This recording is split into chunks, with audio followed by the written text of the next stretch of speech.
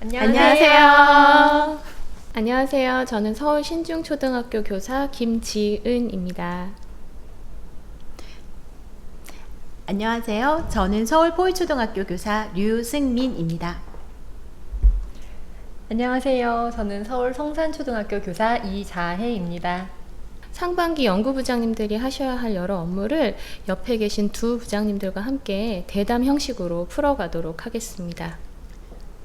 첫 번째 주제, 괜찮아, 교육계획 수립하면 반은 끝난 거야 부터 이야기를 시작해 보겠습니다. 교육계획을 세우는 것, 학교 운영의 가장 큰 틀이어서 더더욱 중요하고 어렵게 느껴질 수 있는데요. 3반기 연구부장의 일은 교육계획을 수립하는 것부터 시작한다고 볼 수 있습니다. 선생님께서는 교육계획 수립에서 중요한 것이 무엇이라고 생각하시나요? 저는 학년도의 교육계획을 세울 때 교육과정의 방향과 교육청의 지침이 반영돼야 되는 것, 그리고 교육 공동체의 의견이 잘 반영되어 실행하고자 하는 교육 방향이 잘 드러나는 것이 중요하다고 생각합니다.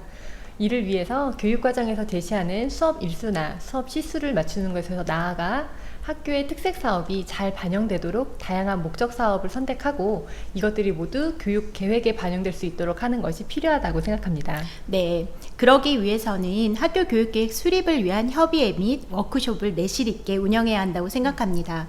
부서별, 학년별 협의회를 통해 도출된 의견 중 추가 논의가 필요한 사항에 대해 부장협의회에서 먼저 조율을 해나갑니다. 내실 있는 교육과정 평가 및 협의회가 체계적 교육과정을 세우는 데 중요한 역할을 하는 것으로 생각할 수 있겠습니다. 그렇다면 학교 교육계획의 큰 기둥 중 하나인 특색사업 어떻게 반영하고 계세요?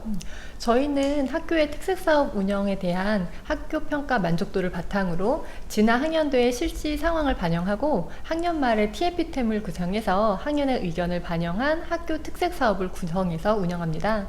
학교 특색사업의 큰 틀을 정한 후에는 학년의 특색사업을 구성하실 수 있도록 안내하고요. 네, 저희는 초등교육 정책의 핵심 과제를 학교 현장에 안착시킬 수 있도록 노력하고 있습니다. 기존의 학교에서 이루어지고 있는 특색 사업의 뿌리와 틀은 유지하되 세부 사업의 내용과 질은 서울 교육 정책의 방향성을 담을 수 있도록 합니다.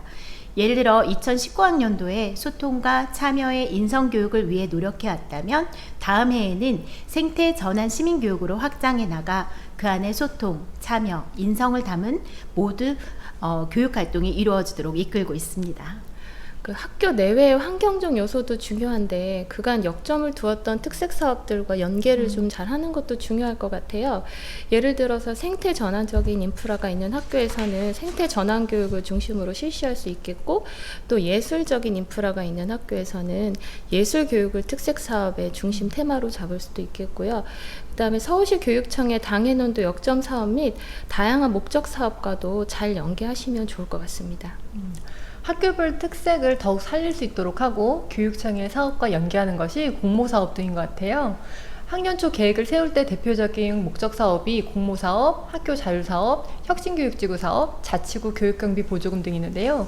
이 많은 예산을 어떻게 기획하고 교육계획에 반영하시나요?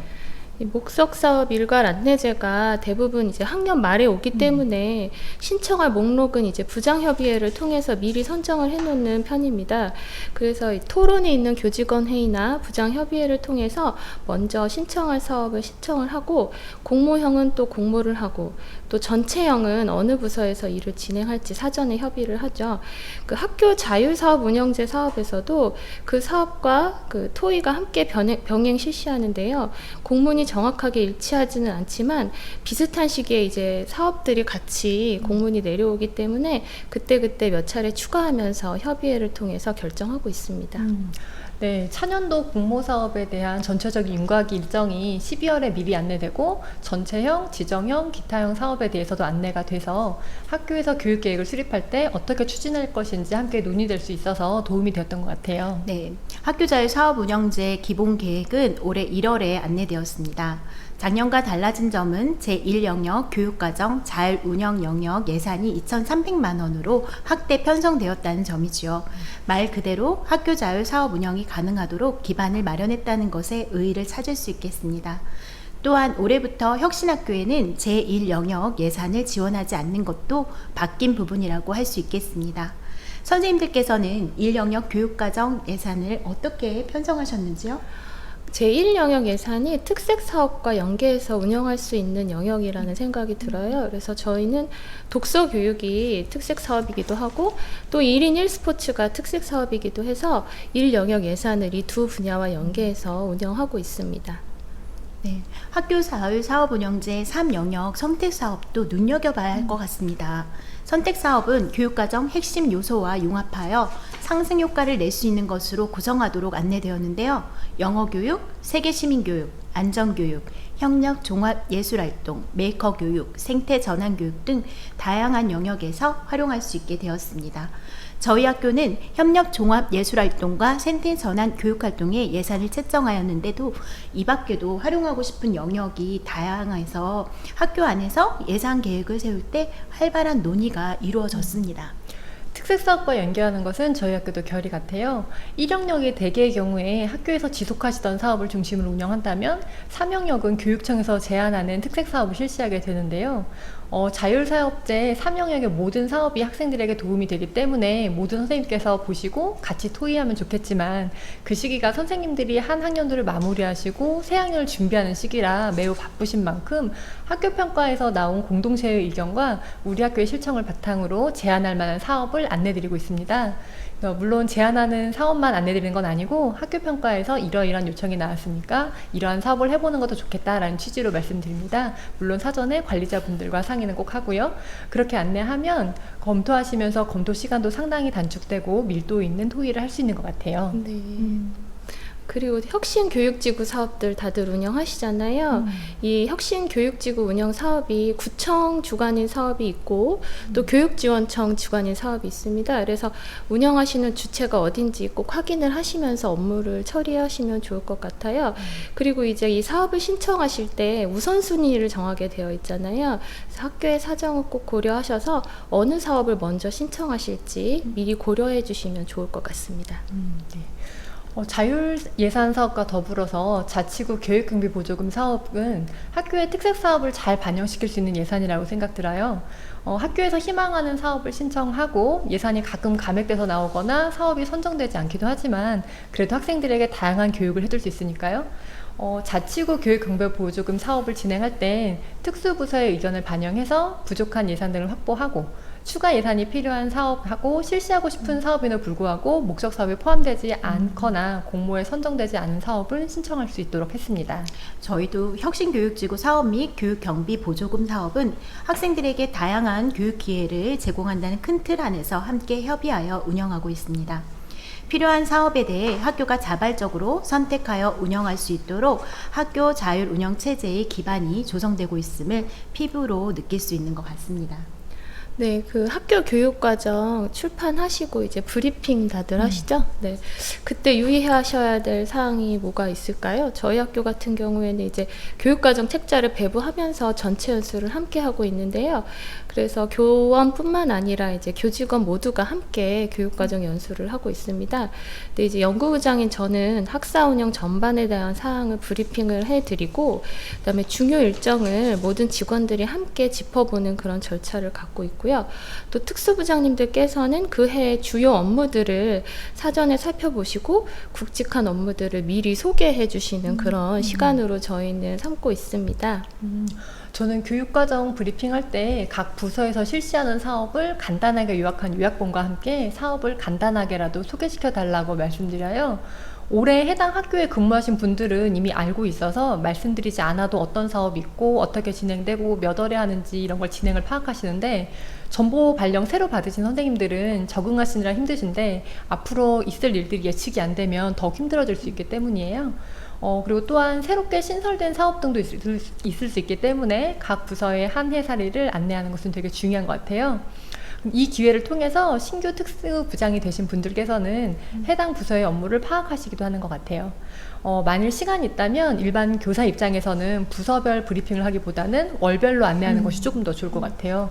그리고 각 월별 행사를 학사력에 기록했음에도 불구하고 지속적으로 계속 변경이 되잖아요. 그래서 그거는 구글 캘린더 등으로 정리하면 모든 교사가 변경된 일정들을 파악하기에 좀 더 용이한 것 같습니다. 구글 캘린더를 공유하는 것은 활용도가 높을 것 같습니다.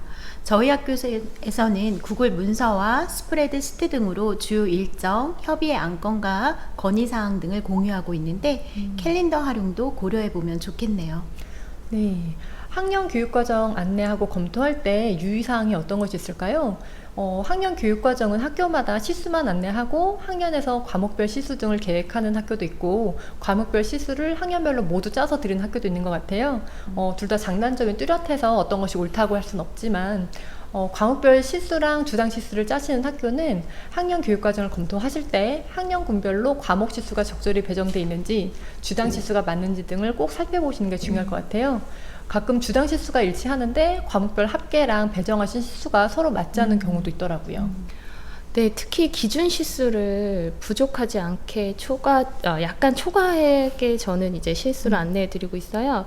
저희 학교 같은 경우 이제 교과별 최소 기준 시수를 약간 상회하는 범위 내에서 제가 안내를 해 드리고요. 창의적 체험 활동이 조금 시수를 배정하기에 좀 곤란하기는 한데 교과 연계 시수를 몇 시간으로 할 것인지, 그 다음에 창의적 체험 활동 시수를 어떻게 결정할 것인지를 사전에 제가 조율을 해서 안내를 해 드리고 있습니다. 학년 부장님들이 시수를 쭉 살펴보시고 변경이 필요하다고 생각하시는 분들은 저한테 연락을 주시기도 하시고 또 수정을 하시기도 하시더라고요.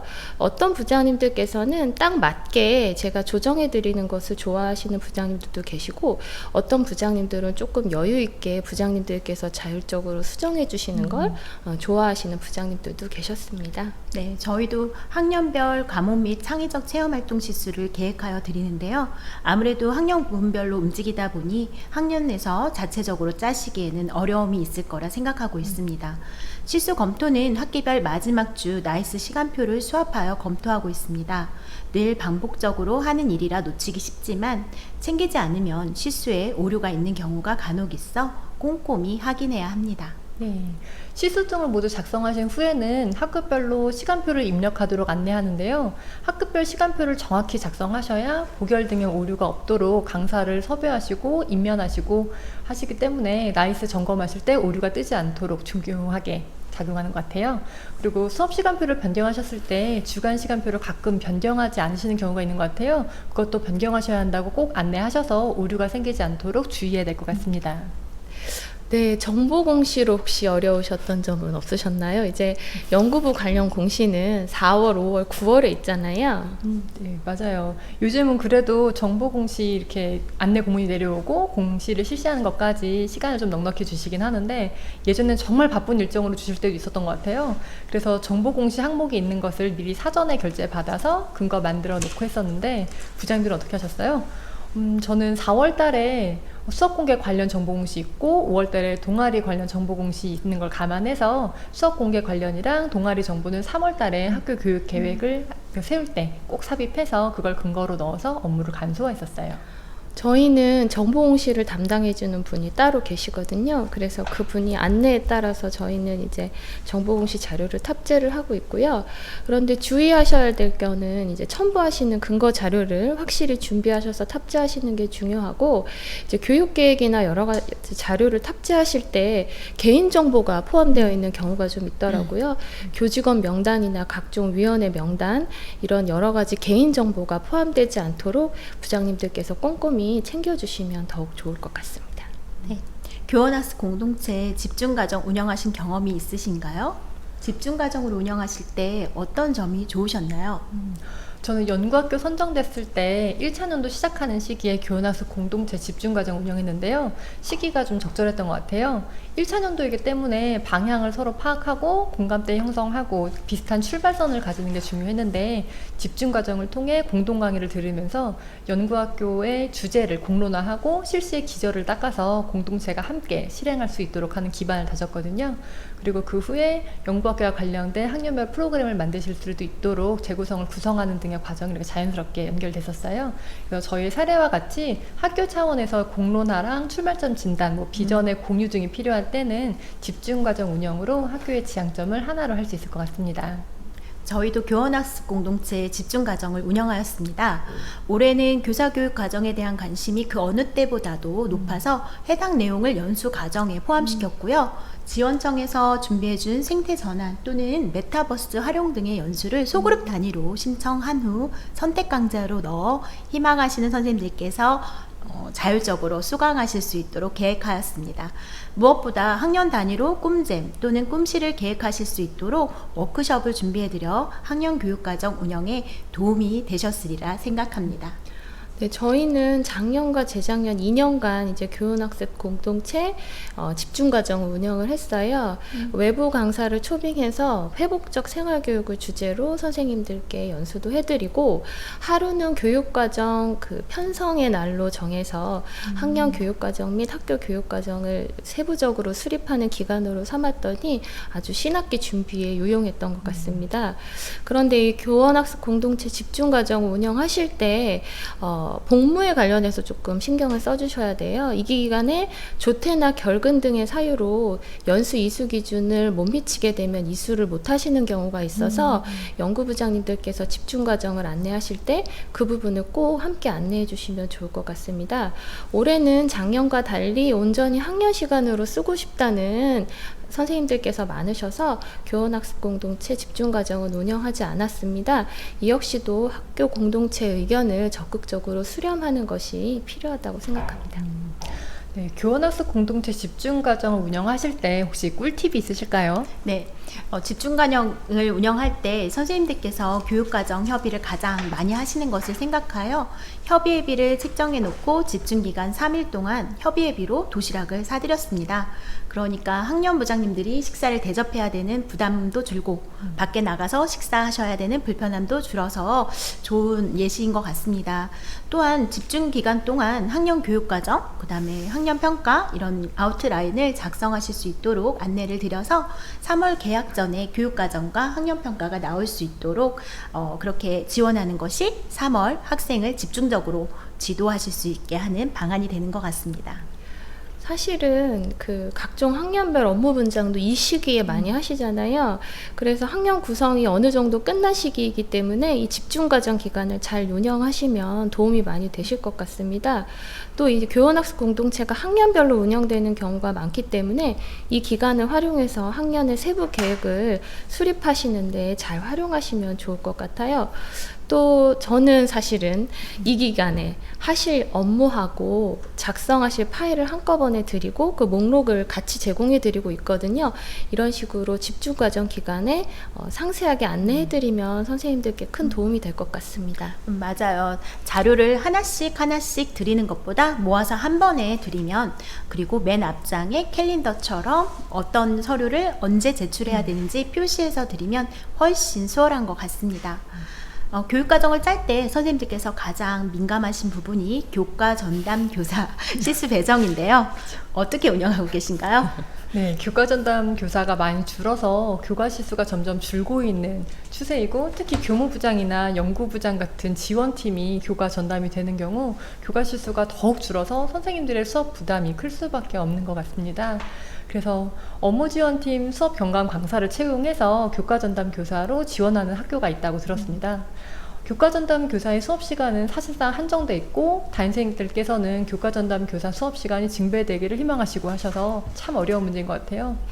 교과 전담 교사 수가 배정이 학년 말에 전에 발표가 되면 그래도 어떤 학년이 될지 모르는 상태이기 때문에 그래도 그나마 협의가 되는 것 같아요. 그래서 예를 들어 올해 교과 전담 교사가 8명이었으면 내년에 7명이었을 때부터 9명이 되었을 경우를 생각해서 사전에 미리 학년별 교과 전담 수업 시수를 상의해 놓는 것도 방법이 될 수 있을 것 같아요. 맞습니다. 근데 이 교과 전담 교사가 확정되는 게 학기가 시작되기 직전이잖아요. 그래서 그 직전까지도 확정이 되지 않는 경우가 많아서 사실은 시수 배정에 어려움을 좀 겪었습니다. 저의 경우에는 가장 신경 썼던 게 학년 군별로 고른 교과를 배분해 드리는 거였고요. 단 이제 비경합 학년인 경우에는 그 학년에 대한 추가적인 고려, 그다음에 전교적인 어떤 합의가 필요하다고 생각이 듭니다.